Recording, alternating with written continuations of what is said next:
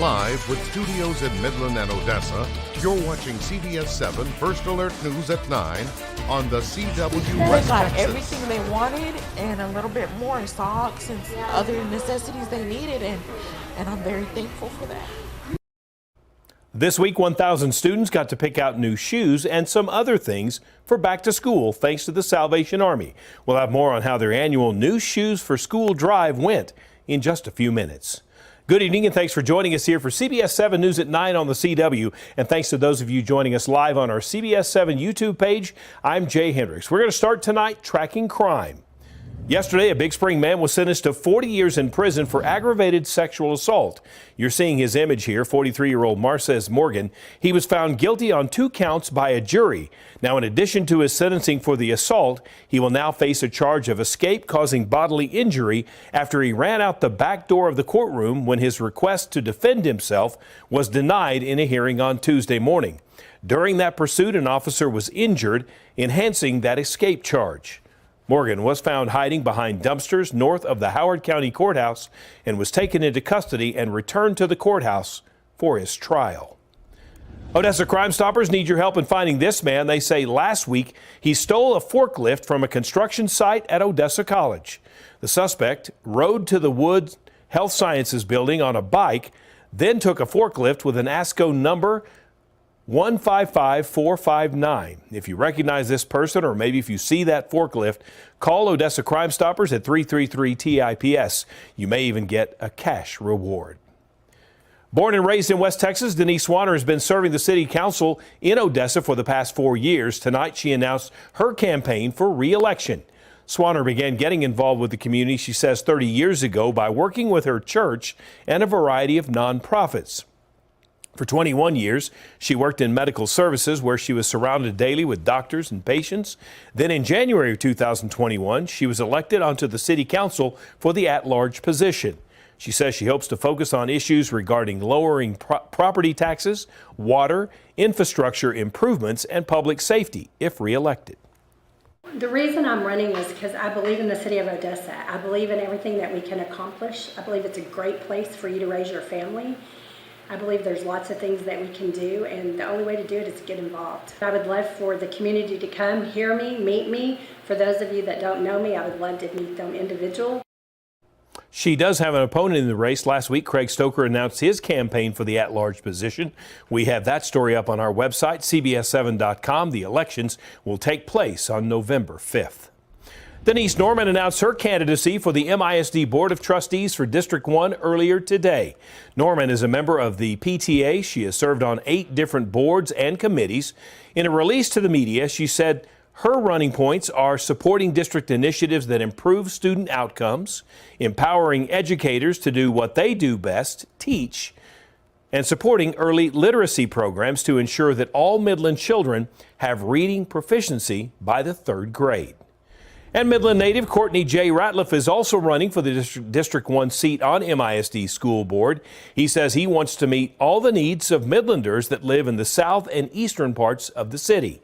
Ratliff said that the next 4 years will be a period of transition for education, and his experience in business and education, he feels, will help serve all students, parents, and educators. Vice President Kamala Harris delivered the keynote speech at the American Federation of Teachers' 88th National Convention today in Houston. Today, in her speech, she spoke about her thoughts on gun control, book bans, as well as LGBTQ+ rights. Just think about it. So we want to ban assault weapons, and they want to ban books. Can you imagine? All the while, these extremists also attack the freedom to love who you love openly and with pride. FT announced it was backing Harris's White House bid hours after Biden announced he was dropping out. Harris is expected to announce a running mate within the next couple of weeks. The Justice Department announced yesterday that 2 alleged leaders of the Sinaloa Mexican drug cartel were arrested in El Paso today and are in U.S. custody, including El Chapo's son. The Justice Department has taken into custody 2 additional alleged leaders of the Sinaloa cartel. one of the most violent and powerful drug trafficking organizations in the world. Attorney General Merrick Garland said in a statement, quote, Ismael Zambada Garcia, or El Mayo, co-founder of the cartel, and Joaquin Guzman Lopez, a son of the other co-founder, were arrested today in El Paso, Texas. The Justice Department said both men are facing several charges for leading the cartel's criminal operations, including the deadly fentanyl manufacturing and trafficking networks. Time now to talk your weather forecast. If you were outside today, you know it was a warm one out there. It looks like those temperatures are here to stay. Chief Meteorologist Tom Teefer-Teller joins us. Tom, the weekend coming up, going to be great to be outdoors? Yeah, it's going to be okay. You just watch out for that heat because temperatures are going to climb a few more degrees. Let's go ahead and take a look at the satellite and radar view. Hoping for some rain, but even the clouds have thinned out across the area as high temperatures today. We're back into the 90s for most locations, into the lower to mid 90s out there. 97 in Pecos and Monahans, 98 in Presidio. We did get up to 100 down at the Midland National Air and Spaceport. We've cooled off a little bit, but not a lot. It's still in the upper 80s to low 90s across many locations. 84, one of the cooler spots in Fort Davis, and humidity levels are starting to come back up a little bit like they usually do. So a touch of humidity in the forecast overnight tonight as those temperatures will settle into the lower 70s overnight tonight to the upper 60s, but more of the same. Hot afternoons and dry conditions are in the forecast. We'll talk more about that, and forecast details for your weekend are coming up here in a few minutes. In your oil and gas news now, the average price for gas across the state is $3.13 per gallon. That's 1 penny more per gallon than last week, but 18 cents less per gallon than the same time a year ago. According to a report from AAA, Midlanders can expect to pay $2.97 a gallon. Drivers in Odessa can expect to pay the same. That's down from $3.04 last week. Drivers in Amarillo seeing the lowest gas prices at $2.90. El Paso residents are paying the most, where the average price is $3.24 per gallon. A month ago, the Salvation Army posted on social media to let people know that their annual tradition of new shoes for school was back. On Tuesday, 500 ECISD students got to take home a new pair of shoes, and today, 500 MISD students did the same. All students received a 20% discount and a $50 credit to use towards shoes, socks, or anything else they needed. 2 weeks before the event, parents had to sign up at their local Salvation Army, and parents who have previously participated in the event say that their kids are always more excited to return to school after they get those new shoes. All the reactions have been great.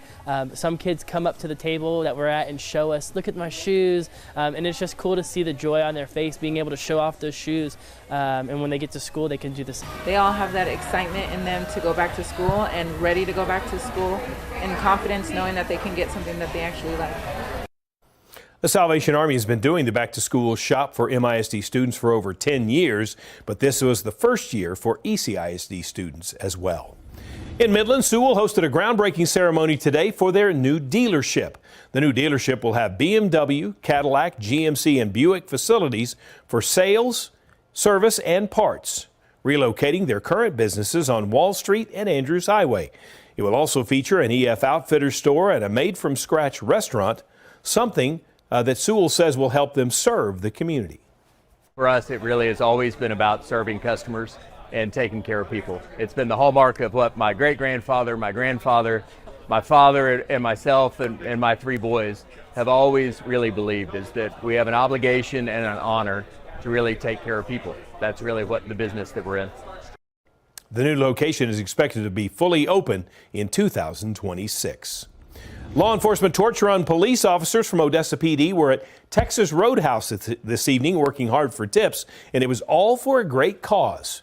The proceeds will go to support Special Olympics Texas to fund equipment, resources, staff, events, and more. For the athletes and the officers, the involvement means everything. For me, it's special that these guys, the OPD, MPD, you know, every law enforcement is out here representing us, you know, with Special Olympics. You know, it's just an awesome job that they're doing out here, you know, coming out here in this type of weather, you know, heat, so I'm very thankful for them that they're out here. By the way, UTPB football players were also there, and as well as some of their coaches. Odessa PD has been involved, I should say, with Special Olympics for nearly 4 decades, and will continue that time-honored tradition into the future. Happening tomorrow, the nonprofit We Are Not Forgotten is hosting a barbecue at the Veterans Outpost in Big Spring. The women-led organization hopes through the cookout they can let more women veterans know about their organization and motto, "Help Us, Help You." We Are Not Forgotten also takes groups on weekend trips to build camaraderie among women veterans. The group does trips and events like the barbecue at no cost, so they must raise money to do so. But the women say the sisterhood and the things they get to talk about with each other are about the most important thing for every veteran that reaches out. To be able to speak freely about things and not necessarily having to worry about stepping on somebody's toes or egos, about the differences between men and women as well. So I believe I've said this before and I'll reiterate it, is the fact that it's like a little sisterhood. We are women veterans. Again, that barbecue is going to be held tomorrow from 4 until 8 p.m. at the Veterans Outpost in Big Spring. The vice president wrapped up her first high-stakes meeting with a world leader since launching her campaign for president. She met one-on-one with Israeli Prime Minister Benjamin Netanyahu following his meeting with President Biden. CBS's Weijia Zhang has new details tonight on a busy and important day at the White House. A lot to talk about. In their private meeting, President Biden pressured Prime Minister Bibi Netanyahu to accept the latest ceasefire and hostage release deal, a top priority for Biden in the last 6 months of his term. Bring home all the hostages and bring peace and security to the Middle East and end this war. The White House believes it is on the brink of brokering an agreement. We are closer now, we believe, than we've been before. Promising words for the family members of hostages who met with the two leaders in private. They understand the urgency of this moment now, to waste no time. 3 Israeli-American hostages died in Hamas custody. 5 others are unaccounted for, including 22-year-old Omer Nutra. The urgency, and we expressed it multiple times today to both leaders, it's so critical that everything will be done as if there's no tomorrow. Biden has grown increasingly frustrated with Netanyahu's handling of the conflict and inability to make a deal. What I will tell you is I think what he's doing is a mistake. The prime minister has been criticized for focusing more on wiping out Hamas than freeing the hostages. Nearly 10 months of war has left almost 40,000 killed and about 500,000 people facing catastrophic hunger levels in Gaza. The likely Democratic nominee also met with Netanyahu late today. After the meeting, Harris said that Israel has the right to defend itself and how it does so matters, referring to the tens of thousands of civilians who have lost their lives in the war. Netanyahu is also set to meet with her likely opponent, Donald Trump, at Mar-a-Lago on Friday. Weijia Zhang, CBS News, the White House. Still ahead on World IVF Day, Democrats push to protect access to in vitro fertilization. More details are coming up.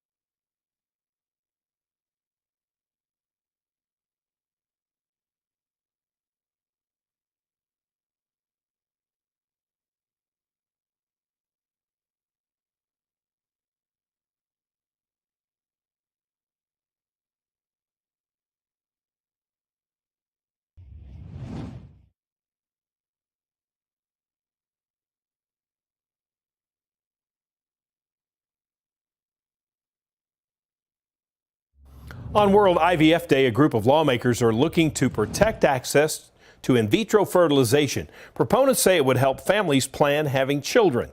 Our Washington News Bureau correspondent Brendan Cullerton reports from Capitol Hill. Lawmakers introduced a motion to force a vote on the Access to Family Building Act. Democrats say the country is on a slippery slope when it comes to reproductive rights. The Democratic Women's Caucus says IVF is too important to take away. So many Americans rely on IVF to start or grow their families. The Access to Family Building Act would ensure the right to access assisted reproductive technology and ensure the right for health care providers to cover those services. It would also allow the Department of Justice to bring civil action against states not following the rule. The decisions to build our families through IVF, they must be our own. MAGA Republicans in the House are ready and willing to take that option away. Democrats say after Roe v. Wade was overturned, Congress needs to be more proactive in protecting reproductive rights. It's not the government's place to tell you if and when and how to start a family. That Donald Trump doesn't belong in your bedroom or your exam room. The motion needs 218 signatures to force a floor vote on the issue. It currently has 200, but would require Republican votes to meet the threshold. I hope they'll stand up for the tens of thousands of aspiring parents. Congress left for recess Thursday. Lawmakers are expected to return in 6 weeks. In Washington, I'm Brendan Cullerton. Well, back home in West Texas, we're looking at a hot streak. A heat wave is building, and it's going to last a little while. We'll talk about it up next.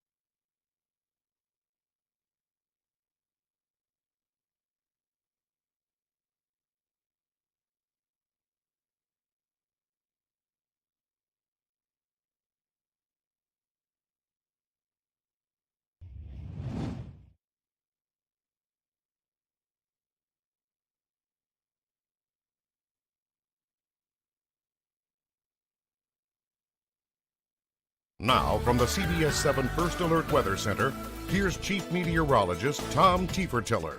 Well, we are going to be looking at some hot conditions here over the next few days, taking a look outside at current temperatures.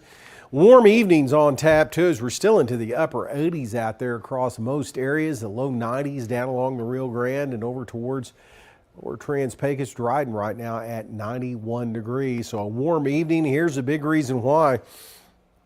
Large area high pressure across the western U.S. has been causing all kinds of problems with heat. Well, that's going to be moving off to the east and northeast. West Texas is going to get under the influence of all of this here over the next few days. And as that happens, we're going to see temperatures into the mid to upper 90s.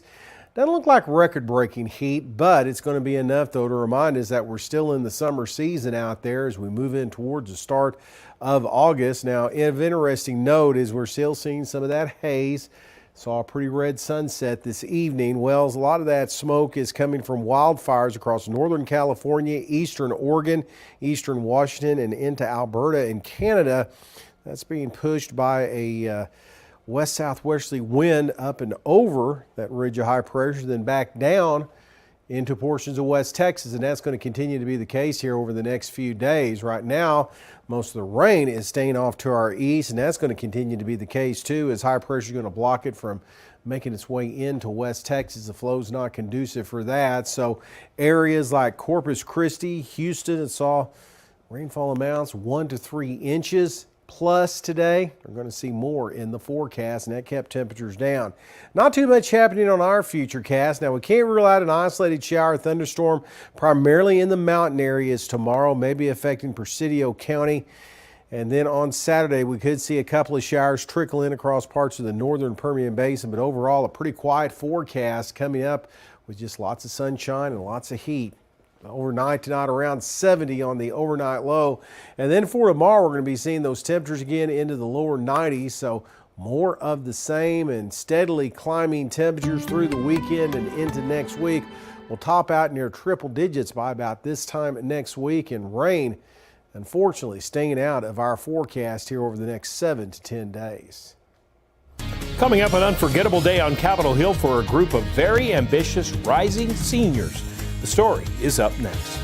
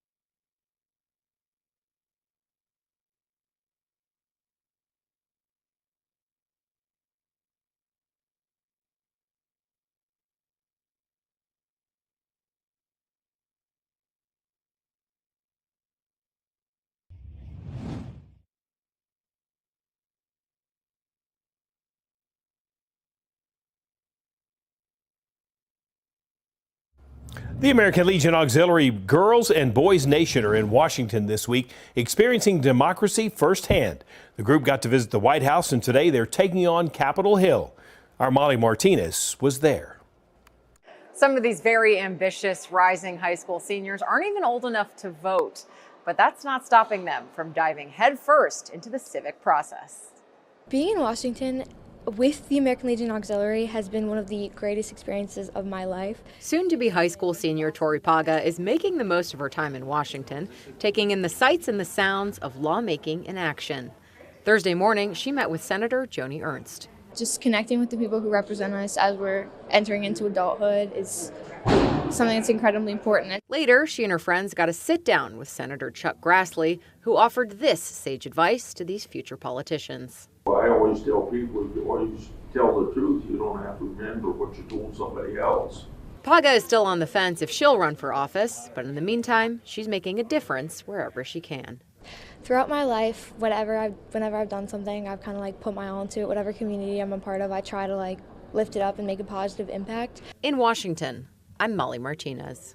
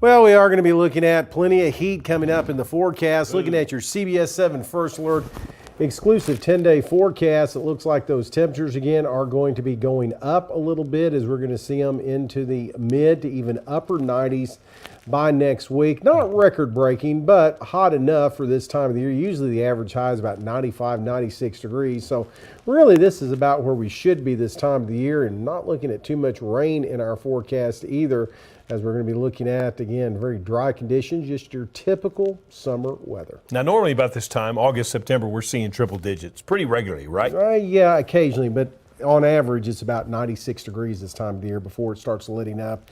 And after about the 15th of August, then we start to see temperatures try to go down just a little bit. Okay, so just hang on. Try to stay cool. Good weekend to get out, maybe stay in the shade, go and get in the pool. There you go.